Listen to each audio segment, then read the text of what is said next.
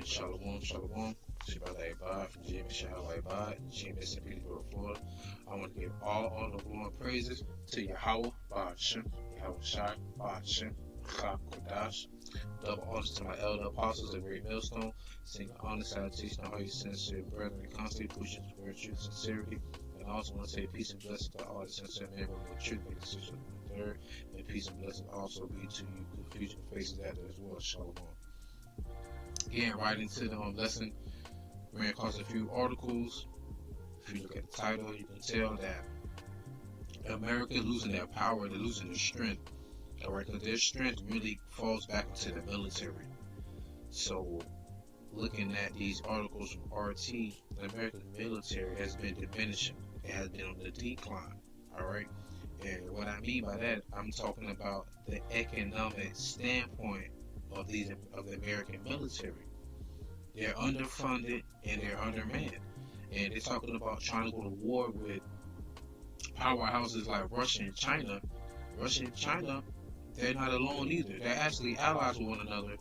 Then on top of that, you have other countries who are supposed to be allies with America who are starting to do international deals with these countries who America deemed to be a threat.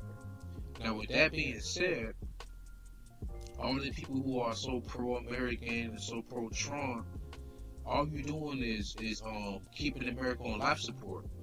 The plug is going to be pulled on America pretty soon. That's thus saith the Lord according to the Bible. Because America is also known as spiritually Sodom and Egypt, as Babylon, Syria. Now I was in Nineveh.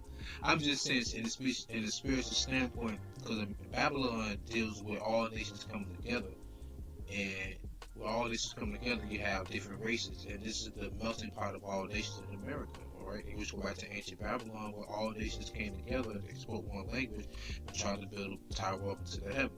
But that's neither here nor there. Now I'm going to get into this article real quick. Alright, bear with me. It says, although Washington spends more on its military than the next 10 countries combined, a bipartisan commission now warns that the Pentagon needs even more money if the U.S. is to maintain hegemony against threats by Russia and China. And what that means, this word right here basically means dominance, to have dominance, okay? So that means that they're going to need more money. Well, guess what? America is done for when it comes to that money. The de-dollarization of the dollar is already in hand. You already have to where countries are racking up on more and more gold. Alright, you have it to where these major companies, countries like Russia and China, what they're doing, they're starting to use their own currency so that they can start doing deals with other countries, without having to use the petrodollar, so that they can sell their own oil. Because America's putting sanctions on these countries who are doing deals with China and Russia, and it's starting to harm their economy, and their commoners, who will be people like us, they're starting to feel the effects. So now America doesn't even have enough money to even go to war, and that reminds me of the precept Revelations 12 and 12, knowing they have but a short time, the devil shall come down upon you with great wrath. Yeah, they run out of time, because what do people say? Time is money, and money is time.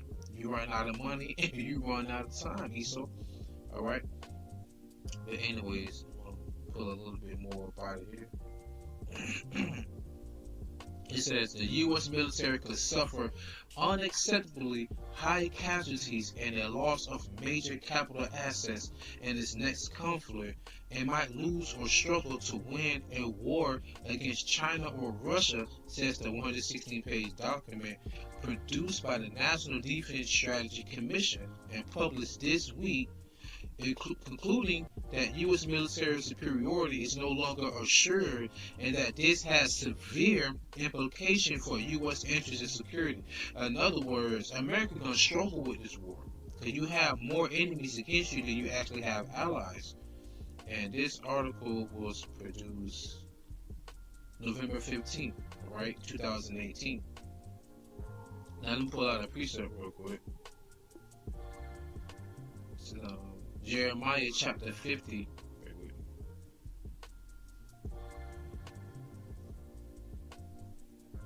Right, Jeremiah chapter 50, verse 23. How is the hammer of the whole earth cut asunder and broken? How is Babylon become a desolation among the nations? So that's talking about America right now. They're becoming a desolation amongst all the nations pretty soon, because it's going to be a sore destruction when the thermonuclear warheads go off. But this is the part I want you to listen to. How is the hammer of the whole earth cut asunder? Because when you think about a hammer, all right, when people say, like, when somebody brings judgment or a sentence from a judge, they use a gavel, all right, and that right there represents, them giving a judgment or giving a point of their vote, like, boom, this is it. Null, I mean, everything you say is null and void.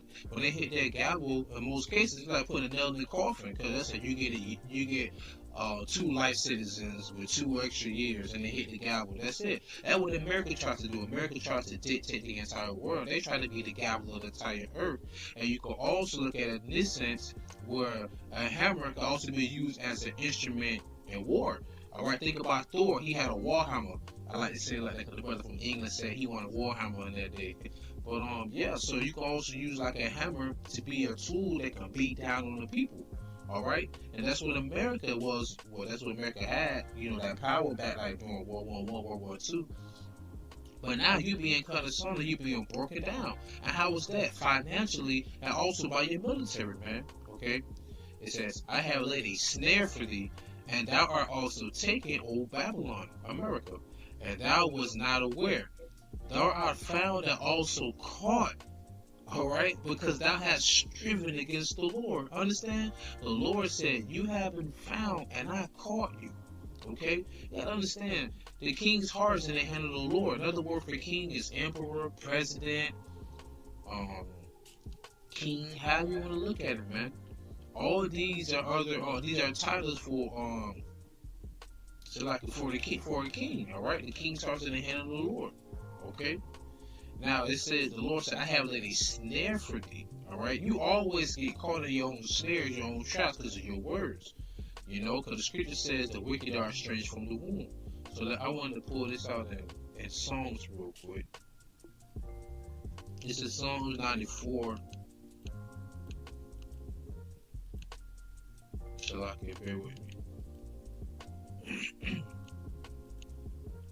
94:3, it says, Lord, how long shall the wicked triumph?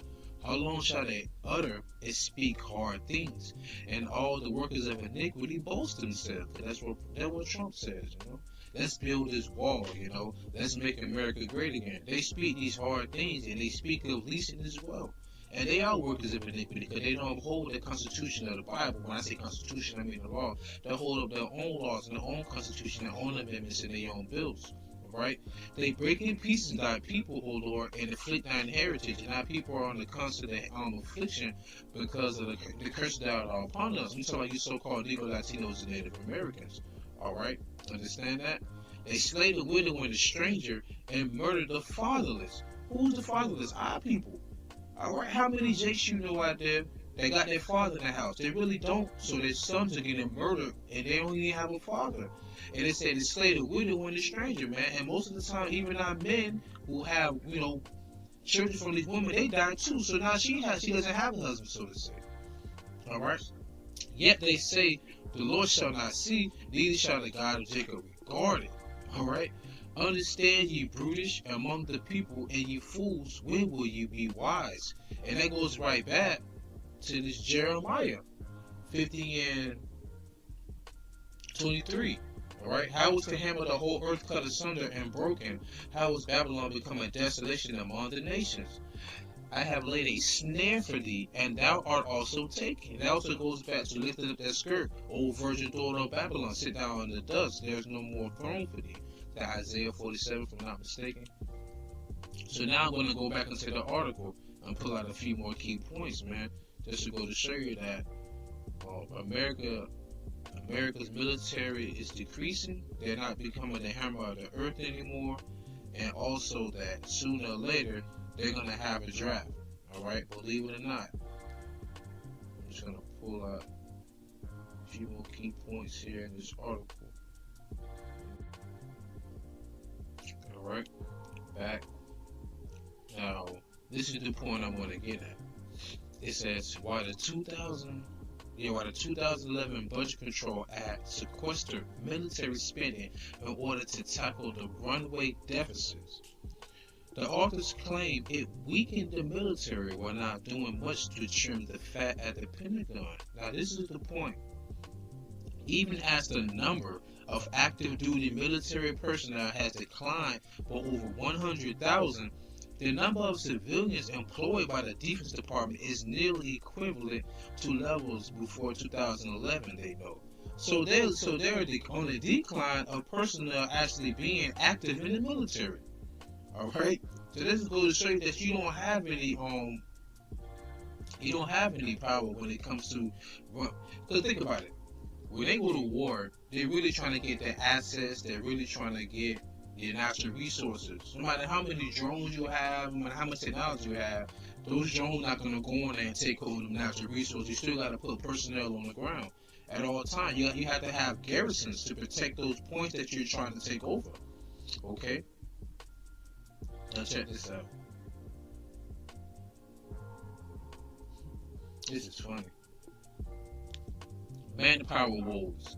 Indeed, the U.S. military will need more troops if it is to do all the things the reports authors want, from beefing up forces in Europe and Asia to continuing to garrison Afghanistan and the Middle East. In other words, to keep those points that they've already conquered or subjugated.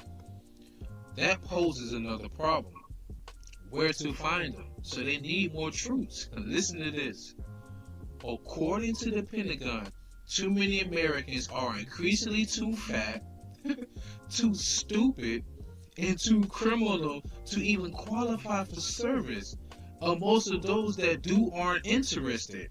So I mean, where's this American power? Where's we have the greatest army in the military, but nobody wants to go out and fight. Nobody wants. Well, we have the greatest military in the world, but nobody wants to go out and fight. And these people are too fat and too fucking stupid, man. Okay, they can't even fit the criteria. All right, let me pull out something real quick. Bear with me. All right, now this right here is a quote from Henry Kissinger. All right, Henry Kissinger goes on to say, military men are just dumb, stupid animals to be used as pawns in foreign policy. That's it, man. And foreign politics, that's what military men are. Alright, he said they're dumb, stupid animals, man. Understand? Now let's see who Henry Kissinger was. Born 1923 in Bavaria, Germany. Henry Alfred Kissinger is a German-born American bureaucrat, diplomat, and 1973 Nobel Peace Prize laureate. I don't believe in this part right here. Ain't no he right about peace, man. He served as National Security Advisor and later concurrently as Secretary of State in the Richard Nixon administration. All right. So understand, this man was actually he was in a high position. He was talking about the cabinet during the time of President Nixon, man. And that was a quote that he stated about military personnel, and you fools still go out and fight these wars, man. What a bunch of imbeciles. Alright, I'm not going to make this too much longer, but I just want to get him a few more key points. Now, he made that statement, so when he made that statement. I forgot. I don't know exactly what time that was, but he was born 1923, so it had to be some time around World War II more than likely, alright? Alright, in April 2018, service personnel chiefs testified that only 1 in 4 17 to 24-year-olds meet the criteria to enlist in the military. This is due to several factors, including the rise in obesity, existing criminal records, and failure to meet basic educational requirements, the report says, man. Come on, man. Call YAHAWASHI, man. They would have healed Babylon, but there's no bone for her, man. There's no healing Babylon. Even your military cadets or hopefuls, they can't even qualify. They don't have the educational background, the record, and they don't even have the physical capability to go out and fight, man. Get out of here. But that's going to be a draft because they're short. There's gonna be a drought. I want to bring this out real quick and close out.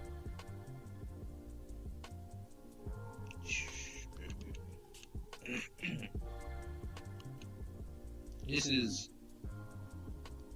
not Jeremiah. This is supposed to be 2nd Ezra chapter 16 verse 33 if I'm not mistaken. Alright. And it goes on to say, verse 33, the virgin shall mourn having no bridegrooms. Right? The women shall mourn having no husbands. Their daughters shall mourn having no helpers. Now, why would that happen? Next verse. In the wars shall their bridegrooms be destroyed, and their husbands shall perish in famine. So think about it. It's going to be a time, man, when your children go over there, your sons, your husbands, your nephews, your grandsons, when they go to those over there to fight in those wars, guess what? They're not coming back home. And even if your daughters who's enlisted or who may get drafted as well, when they go over there, they're not coming back. Because the Lord just said they're going to be destroyed. So you know what that's going to mean? The women here in America, when this racial tension increases, when this domestic violence starts to increase all across, when you start to have civil unrest in America, and they're going to the state of law, martial law, these women are going to have a hedge in that day. Alright? And all that haughtiness that you have going to be brought very low, man. So, hey, you women who already know, prepare to stay home or remain that way until YAHAWASHI shall come back, or the Lord send you a man. Alright? A man of the Lord at that.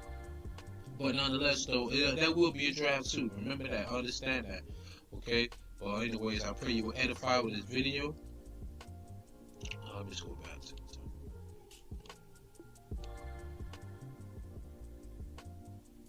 Alright. Okay. Alright. I pray you edify with this video. I want to give all honor, glory, and praise to YAHAWAH, by SHAM, YAHAWASHI, by SHAM, HALAL.